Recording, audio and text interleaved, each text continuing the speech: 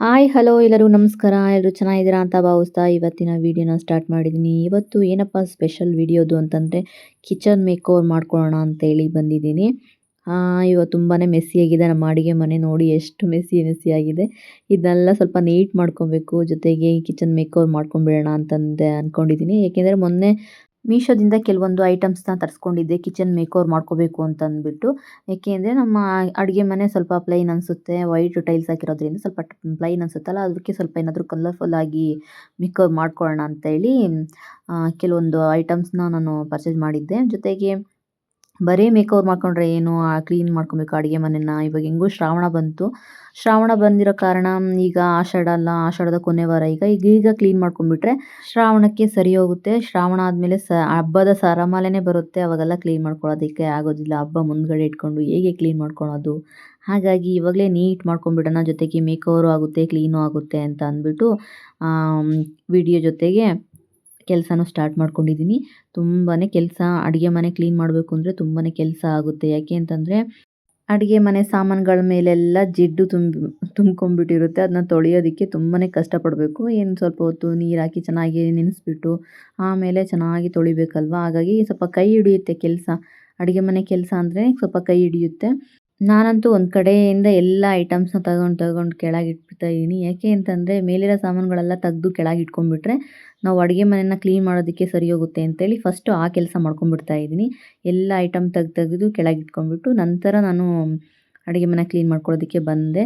ಆ ಸ್ಟಿಕ್ಕರ್ನ ತೆಗಿಯೋಕ್ಕೆ ಆಗೋದಿಲ್ಲ. ಏನಕ್ಕೆ ಅಂತಂದರೆ ಸ್ಟಿಕ್ಕರ್ ತೆಗೆದ್ಬಿಟ್ರೆ ಗಮ್ ಹೋಗ್ಬಿಡುತ್ತೆ. ಹಾಗಾಗಿ ಸ್ವಲ್ಪ ಸ್ಟಿಕ್ಕರ್ನ ಹಂಗೆ ಇಟ್ಟು ಅದಕ್ಕೆ ನೀರು ಬೀಳದ ಹಾಗೆ ನೀಟಾಗಿ ನಾನು ಕ್ಲೀನ್ ಮಾಡ್ಕೊಳ್ತಾ ಇದ್ದೀನಿ ಬಟ್ಟೆ ಸಹಾಯದಿಂದ. ಟೈಲ್ಸ್ ಮೇಲೆಲ್ಲ ಸ್ವಲ್ಪ ಜಿಡ್ಡು ಕೂತಿರುತ್ತೆ. ಹಾಗಾಗಿ ಉಜ್ಜಿ ತೊಳೆಯೋಷ್ಟೊತ್ತಿಗೆ ಕೈಯೆಲ್ಲ ನೋವು ಬಂದೋಯ್ತು ನನಗಂತೂ. ನೋಡಿ ಎಲ್ಲ ಐಟಮ್ನ ತೊಳ್ಕೊಂಡೆ ನಾನು. ಎಲ್ಲ ಸಾಮಾನುಗಳನ್ನ ತೊಳ್ಕೊಂಡು ಹೊರಗಡೆ ಗಾಳಿಗಿಟ್ಟೆ. ಯಾಕೆಂದರೆ ನೀರೆಲ್ಲ ಕೂತ್ರೆ ಒಂಥರ ತುಕ್ಕಿಡ್ದಂಗೆ ಆಗುತ್ತೆ ಅಂತೇಳ್ಬಿಟ್ಟು ನೀರೆಲ್ಲ ಇಳ್ಕೊಳ್ಳಿ ಅಂತೇಳಿ ತೊಳೆದು ಹೊರಗೆ ತಂದಿಟ್ಟೆ. ಗಾಳಿಗೆಲ್ಲ ಆರ್ಕೊಂಡಿತ್ತು. ಪಾತ್ರೆಗಳೆಲ್ಲ ಆರ್ಕೊಂಡಷ್ಟು ಒಳ್ಳೆಯದು ಅಂತೇಳಿ ಹೊರಗೆ ಇಟ್ಟು ಸ್ವಲ್ಪ ಅಡುಗೆ ಮನೆನ ಸ್ವಲ್ಪ ಚೆನ್ನಾಗಿ ಡೆಕೋರೇಷನ್ ಮಾಡ್ಕೊಳ್ಳೋದಕ್ಕೆ ಬಂದೆ ನಾನು. ಇದು ಉರ್ಮಂಜು ಅಂತ ಹೇಳ್ತಾರೆ. ನಮ್ಮೂರಲ್ಲಿ ಸಂತೆಯಲ್ಲಿ ಸಿಗುತ್ತೆ ಇದು. ನನಗಿದಕ್ಕೆ ಏನಂತಾರೆ ಅಂತ ಗೊತ್ತಿಲ್ಲ, ಒಟ್ಟು ಉರ್ಮಂಜು ಅಂತ ಹೇಳ್ತಾರೆ. ಇದನ್ನ ನೀರು ಹಾಕಿ ಸ್ವಲ್ಪ ಕಲಸಿದ್ರೆ ಪೇಂಟ್ ಥರ ಆಗುತ್ತೆ. ಇದು ಪೇಂಟ್ ಅಲ್ಲ, ಇದು ಬಟ್ಟೆ ಹಾಕಿ ಒರೆಸಿದ್ರೆ ಹೋಗ್ಬಿಡುತ್ತೆ. ಇದು ಚೆನ್ನಾಗಿ ನೀರು ಹಾಕಿ ಚೆನ್ನಾಗಿ ಗಂಟಿಲ್ದಂಗೆ ಕಲಿಸ್ಕೋಬೇಕು. ಗಟ್ಟಿ ಕಲಿಸ್ಕೊಂಡೆ ನಾನು. ಈಗ ರಂಗೋಲಿ ಹಾಕ್ಕೊಳ್ಳೋದು ತುಂಬ ಟ್ರೆಂಡಿಂಗ್ ಅಲ್ವಾ. ಹಾಗಾಗಿ ಸ್ವಲ್ಪ ನಾವು ಅಡುಗೆ ಮನೇಲಿ ರಂಗೋಲಿ ಹಾಕ್ಕೊಳ್ಳೋಣ, ಚೆನ್ನಾಗಿ ಕಾಣುತ್ತೆ, ಒಂಥರ ಟ್ರೆಡಿಷ್ನಲ್ ಲುಕ್ ಕೊಡುತ್ತೆ ಅಂತ ಅಂದ್ಬಿಟ್ಟು ನಾನು ರಂಗೋಲಿ ಹಾಕ್ಕೊಳ್ತಾ ಇದ್ದೀನಿ. ಹೀಗೆ ನಾನು ರೀಲ್ಸ್ನೆಲ್ಲ ಸ್ಕ್ರೋಲ್ ಮಾಡೋಬೇಕಾದ್ರೆ ಒಬ್ಬರು ಈ ಥರ ರಂಗೋಲಿ ಹಾಕ್ಕೊಳ್ತಾ ಇದ್ರು. ಅಂದರೆ ಅವರು ಅಡುಗೆ ಮನೆಯಲ್ಲಿ ಹಾಕಿದ್ದಿಲ್ಲ, ಬೇರೆ ವಾಲ್ಗಳಿಗೆ ಹಚ್ಕೊಳ್ತಾ ಇದ್ರು. ನಾನು ಅಡುಗೆ ಮನೆಗೆ ಹಚ್ಕೊಂಡ್ರೆ ಹೆಂಗೆ ಅಂತಂದ್ಬಿಟ್ಟು ಆ ಥರ ಪ್ಲ್ಯಾನ್ ಹಾಕ್ಕೊಂಡು ಹಚ್ಕೊಳ್ತಾ ಇದ್ದೀನಿ. ಏನಂತಂದರೆ ಈಗ ಈ ಥರ ರಂಗೋಲಿ ಹಾಕ್ಕೊಳ್ಳೋದು ತುಂಬಾ ಟ್ರೆಂಡಿಂಗ್ ಅಂತ ಹೇಳ್ಬೋದು. ಬ್ಲೌಸ್ಗಳಿಗೆಲ್ಲ ಇದೇ ಥರ ರಂಗೋಲಿದ್ದೇ ಹ್ಯಾಂಡ್ ವರ್ಕ್ ಮಾಡಿಸ್ತಾರೆ. ತುಂಬಾ ಟ್ರೆಡಿಷ್ನಲಾಗಿ ಕಾಣ್ತಾ ಇರುತ್ತೆ, ತುಂಬಾ ಚೆನ್ನಾಗಿ ಕಾಣ್ತಾ ಇರುತ್ತೆ. ಹಾಗೆ ಬಾಲ್ಕನಿ ಮೇಕ್ ಓವರ್ ಮಾಡ್ಕೊಳ್ಳೋದಕ್ಕೆ ಈ ಥರ ಪೂರ ಕೆಂಪು ಪೇಂಟೇ ಹಚ್ಕೊಂಡು ಜೊತೆಗೆ ವೈಟ್ ರಂಗೋಲಿ ಹಾಕ್ಕೊಳ್ತಾರೆ. ಅದು ಸಹ ತುಂಬಾ ಚೆನ್ನಾಗಿ ಕಾಣುತ್ತೆ. ನಮ್ಮದು ವೈಟ್ ವಾಲ್ ಇತ್ತಲ್ವಾ, ಕೆಂಪು ಪೇಂಟ್ ಹಚ್ಕೊಂಡ್ರೆ ಚೆನ್ನಾಗಿ ಅಂತ ಅಂದ್ಕೊಂಡೆ. ಆದರೆ ಆ ಪೇಂಟ್ನ ಹಚ್ಕೊಳ್ಳೋದಕ್ಕಾಗೋದಿಲ್ಲ. ಇದು ಏಕೆ ಅಂತಂದರೆ ಬಾಡಿಗೆ ಮನೆ ಅಲ್ವಾ. ಹಾಗಾಗಿ ಸ್ವಲ್ಪ ಹೊತ್ತು ಕೂತು ಹಾಗೆ ಯೋಚನೆ ಮಾಡಿದಾಗ ಈ ಪೌಡರ್ನ ನೆನಪಂತು ನನಗೆ. ಮೊನ್ನೆ ಊರಿಗೆ ಹೋದಾಗ ತಗೊಂಡು ಬಂದಿದ್ದೆ. ಇದು ಎಲ್ಲ ಸಂತೆಗಳಲ್ಲಿ ಸಿಗುತ್ತೆ. ಕುಂಕುಮ ಎಲ್ಲ ಮಾರ್ತಾರಲ್ವ, ಅಲ್ಲೂ ಸಹ ಸಿಗುತ್ತೆ ಅಂತ ಹೇಳ್ಬೋದು. ಇದಕ್ಕೆ ಇದು ಬಟ್ಟೆ ಹಾಕಿ ಒರೆಸ್ಬಿಟ್ರೆ ಹೋಗ್ಬಿಡುತ್ತೆ ಇದು. ಹಾಗಾಗಿ ಇದನ್ನೇ ತಂದು ಹಚ್ಕೊಂಡ್ರೆ ಚೆನ್ನಾಗಿ ಕಾಣುತ್ತೆ ಅಂತಂದ್ಬಿಟ್ಟು ಈ ಥರ ತಂದ್ಕೊಂಡ್ಬಿಟ್ಟೆ ನಾನು. ತುಂಬಾ ಚೆನ್ನಾಗಿ ಕಾಣ್ತಾ ಇತ್ತು. ನಾನು ಸ್ವಲ್ಪ ಗಟ್ಟಿಗೆ ಕಲಿಸ್ಕೊಂಡಿದ್ದೆ, ಯಾಕೆಂದರೆ ಡಾರ್ಕಾಗಿ ಬೇಕಲ್ವಾ. ಹಾಗಾಗಿ ಸ್ವಲ್ಪ ಗಟ್ಟಿಗೆ ಕಲಿಸ್ಕೊಂಡಿದ್ದೆ. ತುಂಬಾ ಚೆನ್ನಾಗಿ ಕಾಣೋದು, ತುಂಬ ಒಂದು ಹೊಸ ಲುಕ್ಕೇ ಕೊಡ್ತು ಅಡುಗೆ ಮನೆಗೆ ಅಂತ ಹೇಳ್ಬೋದು. ನನಗಂತೂ ತುಂಬಾ ಇಷ್ಟ ಆಯಿತು.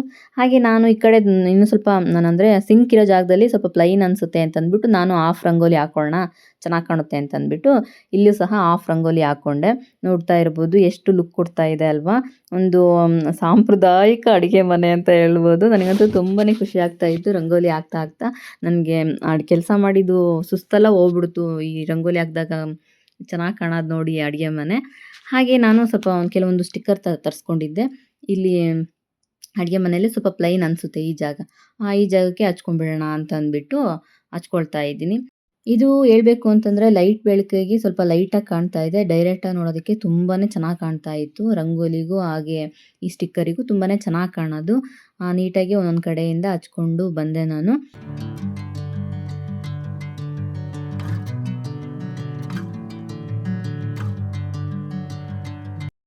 ಈ ನೆಕ್ಸ್ಟ್ ವಾಲಿಗೆ ನಾನು ಕೆಲವೊಂದು ಸ್ಟಿಕ್ಕರ್ ತರಿಸ್ಕೊಂಡಿದ್ದೆ. ಅದನ್ನೂ ಹಚ್ಕೊಳ್ತಾ ಇದ್ದೀನಿ. ಈ ವಾಲ್ ಏನಪ್ಪಾ ಅಂತಂದರೆ ಹೊರಗಡೆಯಿಂದ ಸಡನ್ನಾಗಿ ಬಂದರೆ ಫಸ್ಟ್ ಕಾಣೋದೇ ಈ ವಾಲು. ಹಾಗಾಗಿ ಇದಕ್ಕೂ ಸ್ವಲ್ಪ ಚೆನ್ನಾಗಿ ಬ್ರೈಟಾಗಿ ಕಾಣಲಿ ಅಂತಂದು ಕೆಲವೊಂದು ಸ್ಟಿಕ್ಕರ್ನ ತರಿಸ್ಕೊಂಡಿದ್ದೆ.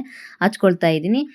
ಅಲ್ಲಿ ಜಗ್ ಥರ ಇದೆಯಲ್ವಾ, ಅದು ಸ್ಟಿಕ್ಕರ್ ಅಲ್ಲ, ಟೈಲ್ಸ್‌ನಲ್ಲೇ ಬಂದಿರೋದು. ಅದು ಸೇಮ್ ಸ್ಟಿಕ್ಕರ್ ಥರನೇ ಅನಿಸ್ತಾ ಇದೆ. ಆ ಜಗ್ಗಿಗೆ ಸರಿಯಾಗಿ ನಾನು ಸ್ಟಿಕ್ಕರ್‌ನ ಹಚ್ಕೊಂಡೆ. ಹಾಗಾಗಿ ಅದು ಸಹ ಸ್ಟಿಕ್ಕರೇ ಅನಿಸ್ತಾ ಇದೆ. ತುಂಬಾ ಚೆನ್ನಾಗಿ ಕಾಣೋದು, ಒಂಥರ ಹೊಸ ಲುಕ್ ಕೊಡ್ತು ಅಂತ ಹೇಳ್ಬೋದು ನಮ್ಮ ಅಡುಗೆ ಮನೆಗೆ. ಈ ಮೇಲೆ ಸ್ಟಿಕ್ಕರ್ ನಾನು ಹಚ್ಕೊಳ್ತಾ ಇದೀನಲ್ಲ, ಅದು ತುಂಬ ಚೆನ್ನಾಗಿತ್ತು ಅಂತ ಹೇಳ್ಬೋದು. ನಾವು ಸ್ಟ್ಯಾಂಡಿಗೆಲ್ಲ ಚಮಚಗಳು ಹಾಕೊಂತೀವಲ್ಲ, ಅದೇ ಥರ ಸ್ಟಿಕ್ಕರಲ್ಲಿ ಕೊಟ್ಟಿದ್ರಲ್ಲ, ಅದು ತುಂಬ ಚೆನ್ನಾಗಿತ್ತು. ಅದ್ರ ಪಕ್ಕದಾಗೆ ಒಂದು ಪಾಟ್ ಕೊಟ್ಟು ಗ್ರೀನ್ ಬಳ್ಳಿ ಥರ ಏನೋ ಹಾಕಿದ್ರಲ್ಲ, ಅದು ತುಂಬ ಒಂಥರ ಯುನೀಕ್ ಲುಕ್ ಕೊಡ್ತು ಅಂತ ಹೇಳ್ಬೋದು. ತುಂಬಾ ಚೆನ್ನಾಗಿ ಕಾಣೋದು. ಜೊತೆಗೆ ಬಟರ್‌ಫ್ಲೈ ಎಲ್ಲ ಕೊಟ್ಟಿದ್ರು, ಚಿಟ್ಟೆದ್ದು ಅವೆಲ್ಲ ಸ್ಟಿಕ್ಕರ್‌ನ. ಅದನ್ನೆಲ್ಲ ಹಚ್ಕೊಂಡಿದ್ದಕ್ಕೆ ತುಂಬ ಚೆನ್ನಾಗಿ ಕಾಣೋದು ಅಡುಗೆ ಮನೆಗೆ. ಒಂದು ಹೊಸ ಲುಕ್ ಕೊಡ್ತು ಅಂತ ಹೇಳ್ಬೋದು ಇವೆಲ್ಲ.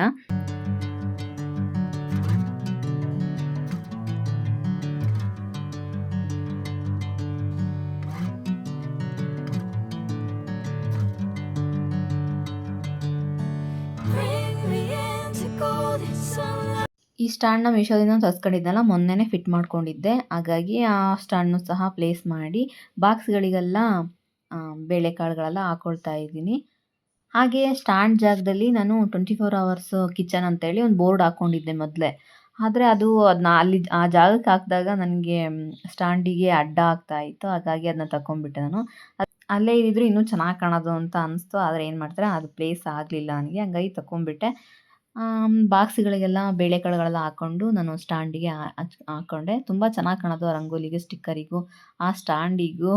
ಬೇಳೆಕಾಳುಗಳು ಸಹ ಕಲರ್ಫುಲ್ಲಾಗಿ ಕಾಣ್ತಾ ಇತ್ತಲ್ಲ, ಒಂಥರ ಚೆನ್ನಾಗಿ ಕಾಣೋದು ಅಡುಗೆ ಮನೆ ಅಂತ ಹೇಳ್ಬೋದು. ಅಡುಗೆ ಮನೆ ಚೆನ್ನಾಗಿ ಕಂಡ್ರೆ ಅಡುಗೆ ಮಾಡೋದಕ್ಕೂ ಒಂಥರ ಖುಷಿ ಆಗ್ತಾ ಇರುತ್ತೆ ಅಂತ ಹೇಳ್ಬೋದು. ಹಾಗೆ ಪಿಂಗಾಣಿ ಬಾಕ್ಸ್‌ಗಳನ್ನೆಲ್ಲ ನಾನು ಜೋಡಿಸ್ಕೊಳ್ತಾ ಇದ್ದೀನಿ. ಮೊದಲಿಗೆ ಈ ವುಡ್ಡಿಂದು ಒಂಥರ ಚೆನ್ನಾಗಿತ್ತು, ಚಿತ್ತಾರ ಥರ. ಅದು ಗೊತ್ತಿಲ್ಲ ಏನಂತಾರೆ ಅದಕ್ಕೆ ಅಂತಂದ್ಬಿಟ್ಟು ಅದನ್ನ ಕೆಳಗೆ ಹಾಕಿ, ನಂತರ ನಾನು ಪಿಂಗಾಣಿ ಡಬ್ಬಗಳು ಇಟ್ಕೊಂಡು, ಜೊತೆಗೆ ಗಾಜಿನ ಬೌಲ್‌ಗಳಿದ್ವು ಅದನ್ನು ಇಟ್ಕೊಂಡು, ಅದ್ರ ಮೇಲೆ ಸಣ್ಣದಾಗಿ ಒಂದು ಪ್ಲಾಂಟ್ ಥರ ಏನೋ ಇಟ್ಕೊಂಡೆ. ತುಂಬ ಚೆನ್ನಾಗಿ ಕಾಣೋದು. ಅದ್ರ ಜೊತೆಗೆ ಒರಿಜಿನಲ್ಲು ಮನಿ ಪ್ಲಾಂಟ್‌ನೂ ಇಟ್ಕೊಂಡೆ. ಇನ್ನೂ ಒಳ್ಳೆ ಲುಕ್ ಕೊಡ್ತು ಅಂತ ಹೇಳ್ಬೋದು.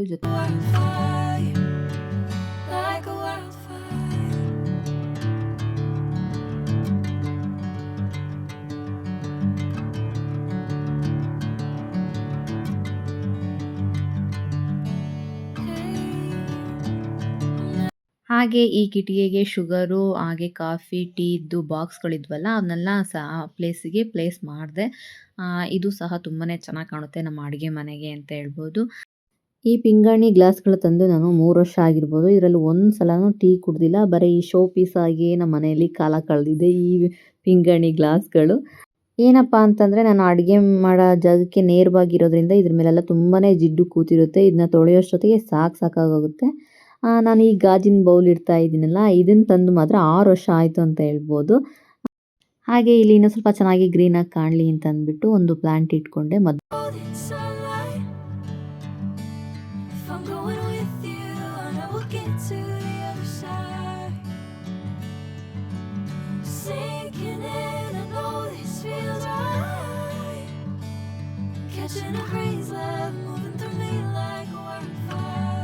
ಈ ಸ್ಟೀಲ್ ಬಾಕ್ಸ್‌ನ ಲಾಸ್ಟಿಗೆ ಜೋಡಿಸ್ಕೊಳ್ತಾ ಇದ್ದೀನಿ. ಯಾಕಪ್ಪ ಅಂತಂದರೆ, ಇದನ್ನ ನಾನು ತೊಳೆದು ಹೊರಗೆ ಹಾಕಿದಾಗ ಆರಿದ್ದಿಲ್ಲ.